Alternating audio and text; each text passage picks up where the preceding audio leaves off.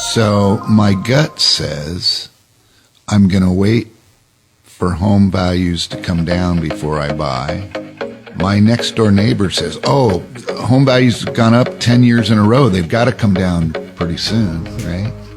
If you were running the company, you'd be fired. If I'm making that type of a decision with my gut, it would seem like I might be hurting myself by not paying attention to the data. It used to be that decision makers who had the intestinal fortitude to make a decision based on feeling were respected. Keep in mind, the only ones that ever told you about it were the ones that took the shot, and it ended up panning out. As you will find out in this episode of the SLO County Real Estate Podcast, data gets more dialed in on a day-to-day basis. Why not harness it and use it to your advantage whenever you get the chance? With a decision as big as real estate, it's necessary. Here's your host, James McCaffrey. Bueno. Welcome to our San Francisco 49ers podcast featuring Mr. John Turner. How are you, John? Let's go Niners. Come on, Kittle. Joking, San Luis Obispo County Real Estate with Mr. Hal Swayze. Hal, how are you? I'm great. Good to be here, James. JT, you already said I'm you're here. You're just wearing that He's still sweater, here. and you're excited, so I thought I'd throw you a bone there. Go Niners. Mr. Pete, how are you, sir? I'm doing great. Thanks, James. Jeff, and you?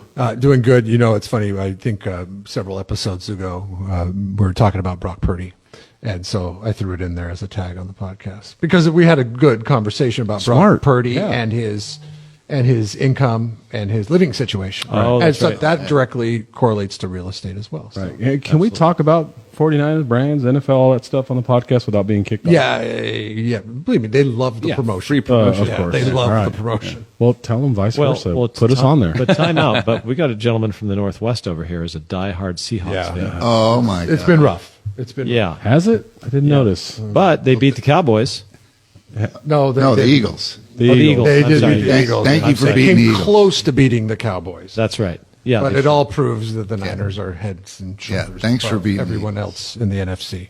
So we can talk about some real estate or what? Well, now we can enter in all those teams and get people from the fan bases of all those teams into the description of the podcast. Yeah, let's just start saying names. yeah. Rams looked Taylor good Swift. last night. Rams looked good. Taylor Swift. We're all Swifties. Yeah. Well, JT, you're excited for today because we're going to talk about stats, right? Like what we got going on. When I started in the business world, business executives made decisions using their gut. You know, what's my gut feeling on this, and then I'll make a decision. Fast forward 40 years, and if leaders and executives made decisions based on their gut today, what would happen to them? They'd be replaced. They'd be replaced quickly. On the NFL front, look at that. Yeah. What's happened now? All these coaches are data driven. Yeah. You know? And so data-driven decisions was something I started to learn about halfway through my career. And by the end of my career, if people were making a decision, it was probably 90% data and 10% gut. When I think about people and families making real estate decisions, it's not all that different from making a business decision. You basically were in the financial services business. Most people spend less time making a big financial decision than they do planning a vacation. The nice thing about this podcast and all the modes of communication is you can learn financial things that you may not. I mean, I didn't get much at home, and you don't get it in school. So unless you go seek it out. The beautiful thing about today is you can reach out to YouTube podcasts and get all kinds of intel because people are willing to share. Yeah. It used to be proprietary information people held tight and didn't want to share. Now their success is actually gauged in how many people can glean from them what they've done to succeed. Today we have this treasure trove of industry data that we collected from an industry expert, and we thought maybe we'd share some of that data with our listening audience in hopes that maybe that'll help you just learn a little bit more about the real estate industry and the real estate market. And if you're looking to make a real estate decision, maybe it'll help you make one way or another. What jumps out to you in terms of some of the data that we've been looking at here this morning? You know, the number of homes built versus people, crazy. 3 million home sales in the country, and most of what we're talking about nationwide. But it affects us. We all know that. 3 million home sales in 1990, moved up to 3.5 in 95, then 4.6 in 2000, and then in 2005 peaked out at 6.2 million sales. That's a ton of sales. That's Right. a lot of sales. And that was really predicated on policy of you could sign a document, you could get a loan. Yeah, Like everybody gets a home. Everybody You should get be a able to get a loan. And that was our current administration in those days. Yeah, that was reduced their all- desire to make that happen for home ownership for the public. Reduce all requirements for you to qualify for a loan so you could get into a house. And then subsequently, they couldn't afford the mortgage. And Yeah. then if you look at what happened after that, we went into a recession. You know, and it's a noble thing to shoot for. You know, you want Yeah. homeowner. You know, it's good, but it's a big responsibility, right? Yeah. Home ownership and getting a loan and making a commitment. It's kind of like everybody should be able to do their own brain surgery, but you just don't do that willy It nilly. sounds like a gut decision versus a data-driven Bingo. decision, doesn't it? Yeah. Bingo. Hey, I want everybody to own a house. Boy, wouldn't that be fantastic? So let's make decisions to make that happen. And then lo and behold, oops. And then it's settled back down to a more normal trend. So 2010, 4.3 million sales. And then we jumped to 2015, 5.3 million sales in the country. And then it peaked in 2022 at 6.4 million, I think is 2021. Sorry. And 6.4 million was based on low interest rates. 2021, right, was the year? In COVID, COVID, people moving around moving, because yeah. of COVID. You know, that when you think about lifestyle choices, when you go through something like a pandemic and a lockdown, people make a lot of different choices. I got to be at home more. I'm not going to the movies. My family's over here. So that created a lot of Transportability, yeah. Yeah. We saw, and again, you know, people went to the city, man, I want to be near the great theater and wonderful restaurants and the nightlife. Well, pandemic hits and all that stuff shut down. Like, why am I here? work from home. Yep. That, Right, yeah. so work from home meant, I'm going to buy a house because that's where I'm working too. Yeah. It's amazing that pandemic had that after the crazy start it had. Right? Yeah. Huge impact on us. Like, Yeah. because we're a community, people wanted to come too. They wanted out of the cities. They wanted to come here. Yeah. We talk about the impact of mortgage interest rates, and we have some data talking about that as well. Mortgage interest rates were in the high teens at one point. 80s. I wish we had graphics on this because, you know, the big spike of Kilimanjaro in the early 80s and late 70s of interest rates, and then it's just been just a giant downhill slide to so low, even at today's rates, right? The all-time high interest rate, October 1981. Without looking, what do you guys think it is? 16.8%. 18.9. Oh, you're looking at Yes. 18.86%, and that was all-time wrong, high. yeah. Followed by, in January of 21, the all-time low of 2.65. Yeah, that's I crazy. missed You can't- that you day. can't buy a car with that kind of interest No. rate. Now, if you're a 20-something that's looking Yeah. to buy their first house and they're going, 7%. What? yeah. And I remember when I moved to San Luis Obispo, I was so thrilled because my interest rate was 8. Under double digits. Yeah, you were winning. Yeah. Just intuitively, interest rates go up. What do you think is going to happen to home values? Well, if the rates are going up, home values might come down to compensate. Yeah, that's Right. what you would think. But that's not what happened here. But in history, 1980, 1981, where the interest rates were the highest they'd ever been, what happened to home prices? They went up. They went up. Yeah. If you look at almost every era of our past, what would we say about home prices? You know, a short graph might look scary from 2006 to 2008, but if you look Short at meaning a couple of years. if you look at the long graph over the last 60, 70 years, it goes one direction, and that's up. Isn't One, that a two. band? One Direction? One direction, yeah. If I look at 10 or 12 short graphs, how many of them are going to look a little scary? 3 to 4. 1, 2006, 7, 8, 9, 10, Sure. right? I guess- that's really the Depending only on short one. graph. Every other short graph I'm looking at here has home values going up. Look at 1977 to 1980. That was an inflationary period, right? President Jimmy Carter, and home values went up 52%. Unbelievable. In that 77, 80, in that 3-year period. In that 3-year period. Yeah. Unbelievable. Interest rates started in 77 at 8.7 and jumped to 16.3, and the home prices Went up 52%. 52%. Yeah. So That's unfathomable. So Now, but why? inflation, I guess. I don't know why. I was a kid not paying that close of attention back But then. I think 77 it was is a great year. inflation, right? I think Yeah. it is inflation, Yeah. right? That's So rates the rates are Right. going up because they're fighting inflation. And what do you want to own in inflation? The hard asset, home, real estate, real tangible assets. Yep. Gold, silver, in your hand. Coconut real estate. Grove or whatever. yeah. So- Whatever you have in there. Yeah. Well, you know, and rates are important, right? Clearly they have an effect on the amount of properties that are being sold and what people do. But But Hal, we were talking earlier about the homes and the lack of availability. How many homes were there to the population in the 1930s? Yeah, that's the next graph. I just get fascinated by those home prices because we talk about percentage increase, but you just look at the real numbers. Yeah. Average home price 1970 in the U.S. under $40,000.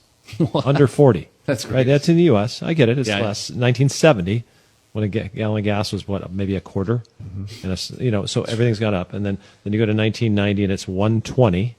Right, so 20 years later, it went from 40 to 120, so it triples, right? Mm-hmm. That's right? Okay. Yeah. And then you go to 1990 to 2000, then in the country, it's just under, call it 180, 190 is the average price. So it didn't go up that much, right? So from 120 to 180, well, what is that? That's 50%. 120 to 180. That's 50%. A lot of math here. Yeah. Okay, gotcha. And then peaked out about 250 or so nationwide around 2006, right, was the big year. And then it dropped. That's when we had the great financial crisis. Is that what it's Great called? financial crisis. Something like Great that. recession. So we go to 2010 where it kind of bottomed out probably just above 200,000. So it went from like 250 to 200. So yeah, you 25% lost ish. 25%. Yeah. Is that right? And then it's just gone up from there to 320, then it went 360, then it's 400, now it's 431,000. So the median home price now is the highest it's ever been. Hasn't slowed down, except for those couple of years between 2006 and 2010. So my gut says I'm going to wait for home values to come down before I buy. My next door neighbor says, "Oh, they've home values have gone up 10 years in a row. They've got to come down pretty soon, right?" If you were running the company, you'd be fired. And so if I'm making that type of a decision with my gut, it would seem like I might be hurting myself by not paying attention to the data. Is that Absolutely. Did I get that about right? I would agree, 110%. So from 1970 to 80, 90, 2000, 2010, 2020, 53 years. He's counting on his fingers. You have for those who 53 years. can't see him. In that 53 years, there was that 4-year period where it went down. Yeah. So 4 years out of 53, you're trying to time that little blip. You And will I- give yourself an ulcer in your gut if that's how you make decisions. Right. And look at what you missed out on. Yeah, there's a nice couple that I know that's new to the area, and they lived in Santa Barbara, and I think he does pretty well. I don't know him that well, but they haven't owned, and they're going to have to move out of their rental property. And it's interesting because, boy, even if you would have bought anything in Santa Barbara 14 years ago, or anywhere else, yeah. would you be better off? And now his brother-in-law is a financial guy on the East Coast, and I'm sure he's very bright, saying, well, it's a tricky time. I just smiled and went, yeah, well, keep looking. I mean, it's too bad. All I know is having equity is important. If you look at the average wealth of a person that doesn't own a home and the one that does, I mean, I don't have the numbers on the top of my head, but they're staggering. Like the average, It's like tenfold. was $2,500 for a non-homeowner and $50,000 for a homeowner. Yeah. What happened after 2000? It's that old song. Who sang it? You're in the radio. What goes down must come up. Isn't that the way it goes? I thought what goes Oh, up what must come goes down. up Must come down. down. Yeah, I think that was a song. That is a song. Spinning Yeah, Wheels. spinning wheels. Spinning wheel. Yeah. Okay. I see. We worked through that together as a But team. I want to know like the that. band. See, this is name that tune. The band? Yeah, that's saying Oh, isn't that the name of the band? Is Yeah, it Spinning Wheel. Spinning Wheels. Hold on. Oh, okay. I'll look it. Yeah, look it okay. up. No, that was This it. is what we That was rely it. on now. There's I'm- not a I'm band. with- It I'm wasn't with the you, Jeff. Spinning Wheels. That's just is that the name of the band? I think it was You're just spinning your Spinning wheels right Wheel. now. Yeah, that's the song. That's not the band. Oh, Blood, Sweat, and Tears. Thank you. Blood, Sweat, and Tears. Come on. Oh, man. Al. Wow. That was the Okay. song then, huh? Yeah. The radio man had to look it up. Oh, jeez. Tim, Blood, Sweat, and Tears is outside of my... Okay, let's get back to this real estate stuff. This You is know Blood, what? Sweat, and Tears. We were looking at the annual appreciation of home prices. John, you got to the point where we were talking. You ended on like we went down. We went down. 2011. Down. What Like, happened? If you add all the appreciation from 2012 to 2022, it's over 80% appreciation. Just adding those numbers. Up 6%, 11%, 5%. All those compounding, it's over 80%. It's almost 100. Yeah, that's crazy. It's almost 100%. 100% increase since, but I'm scared of the real estate market. Yeah. See, it goes back to it's the number you always throw out, and it's always the one that sticks in my mind, John. And it goes up 85% of the time, goes down 15% of the time. You look at these graphs, it does 15% isn't even represented there. I mean, there's that big chunk based on horrible policy in the late 2000s, that and then they fixed it. They're like, okay, we can't do business in this way. And then now it just continues to go up. Yeah. Yeah, what would have to happen, I wonder, for home values to slide again in the near term? Would the supply of housing have to go up dramatically? That would be one of the things, right? The other would be buyers not there not being any buyers, nobody wanting to buy. Yeah. So those two things would have to be, I think, in conjunction. Because if Well- we build a bunch of homes, people will come here and buy them. Well, this is the one that hits me in the forehead like the hardest about housing, and we see it here, but it's nationwide. Like so they have a graph, homes built by the millions, population growth in the millions, right? So, in the 80s there were 25 million homes built and we had 23 million new people. So we built more homes than population growth. In the 90s, 27 million homes built, 23 million people. 2000s, 27 million homes built. We had 32 million increase in population. Then in the 2010s, a whole decade, Yeah. right? Instead of a high 20s for homes built, we had 6 million. But we had 27 million new people. Yeah, that is on top of the people that had already been here from the previous decade and the previous decade and the previous decade. 2010s and 3 years in, and this is actually from 2022, I think. So 10 million homes built in a decade and almost a half, when most decades had 27 million built. And yet we still keep getting more and more people. More people, yeah. Yeah. Now, population growth could slow down. That's happening in a lot of countries. I read about this. Right? Yeah. So we're not having as many children. In the near term, Yeah. the population's not going to go down in the near term. So when I say near term, I say next 3 to 5 years. Do we see It would have to be housing something supply cataclysmic, right? really going up in the next 3 to 5 years dramatically? Unless they can build a house in a week for pennies on the dollar, you just don't build housing that fast. No. So The permitting process. It's takes 2 almost years. it's almost a crisis. I mean, Yeah. honestly, in terms of the amount of housing versus our population. Well, you ask anybody that doesn't have a house that's living on the street. It is a crisis. Yeah. So barring some type of crisis that I can't even imagine, maybe some international crisis, what would have to happen for home values to go down in the near term, the next 3 to 5 years, if the supply of homes can't keep up? Like you say, wages have gone up significantly too, and we're not talking about that here. But if for some reasons wages went way, way, way down, okay, well then people can't afford anything, as much. We're still That could affect it. We're talking about the San Luis County market. We're still going to get an influx of people that don't rely on wages they're going to be moving here. Yeah. Right. And so that's kind of because there's such desire to want to be here. Yeah, that we're not taking that into effect in the Yeah. national picture. Yeah. Yeah. Get in. I think about my kids religiously. I'm like, Yeah. holy crap! By the time my kids consider, I bought my first house when I was 35, I think. Mm-hmm. If they don't start now at 25, 35 is going to be ridiculous. We'll be making comments like, wow, that house, that little 3.2 just went on the market for $3 million. Nothing's been on the market there for under $4 million in 2 years. Yeah. And because if we look at the trend of where we're going, by the time they get to my age, that's what the prices are going to be. Late 80s, as many of our listeners know, if they listened to prior podcasts, I was an executive in the insurance industry, and one of my agents was retiring in Southern California. And he said, well, where do you think we ought to go? I said, well, I don't know about you, but when I retire, I'm going back to San Luis Obispo County. And he took a trip in his motorhome, ended up in Morro Bay, and bought a house the next week. Why? Because he could. Yeah. He didn't have to worry about going to work every day and living in the metropolitan community. Those are the people that are coming here no matter what's going on in the economy. And it does make me think about my kids. If they're not in, then I'm going to have to go visit them in Oklahoma where they can afford to live. Yeah, good right? luck. Good luck watching your grandkids grow. I don't want to do that. Yeah. My son's 7. He asked me the question the other day. He goes, how old do you have to be to buy a house? Way to go. And thank God I work with you guys on Send him this to Hal. podcast. And John, I heard John in my ear, and I said, Oliver, you do it as soon as you possibly can. 7. I love Start investing now. How old were you, Hal?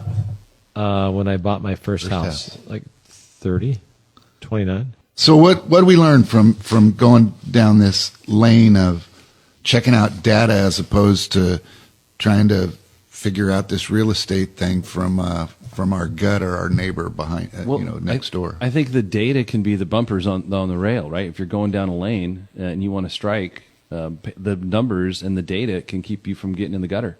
Like, don't use your gut exclusively. Use, what you have as intuition. Use what you have, but it's been created and collected by the data that you analyze. That'll keep you from hitting the gutter. Though, I like the bowling analogy. There is a lot of information out there, right? 'Cause Yeah. I go on, I watch a lot of YouTube like interviews and stuff, and a lot of it's business and self-development, that sort of thing. And I get trapped into, is the housing market going to crash over here versus, where do you want get to be? your data? And so there's lots of opinions out there, and who nobody knows.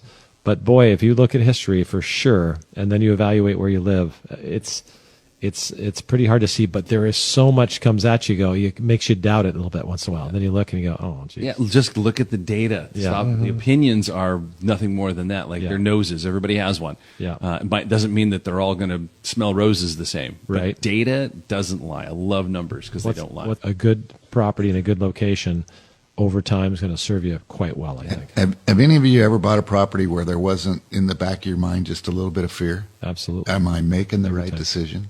Yeah, Huh? it's every purchase. Every single one. Every single one. Overpaying both properties. I'm like, damn, this is going to be a stretch. I was renting. I've got a mortgage. Oh my God, taxes and insurance. I didn't think about that. Yeah. Like the roof's going to leak. I'm going to have to fix it. And I bought in 2006 in June. Right. Like, this is the dumbest purchase I've ever made. I'm overpaying, but I got to get the kids in the right school. And the house I've got the $500,000 in equity. And if I hadn't have done that, I'd been.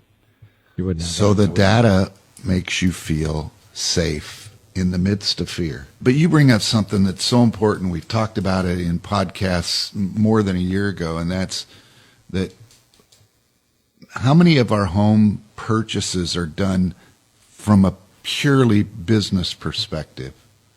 The answer is not that many. Nope. Unless you're an investor, right? You're making them because you want your kids in the school. You want the backyard for the dog. The weather to grow fruit trees. Yeah. Anything that's going to be. The good neighbors, people you like being around. Yeah. It still helps to look at the data and say, okay, I'm going to be safe making this decision. Yeah. Love that John brings in context, and it's nice to get kind of frame it that way, because from that information, then you can make a better educated decision. So thanks, John. All right, gentlemen, let's call it a day. Thank you, everybody, for listening, and we'll talk to everybody next week. Thanks, James. Thanks, James. Thank you for listening to the Hal Swayze podcast.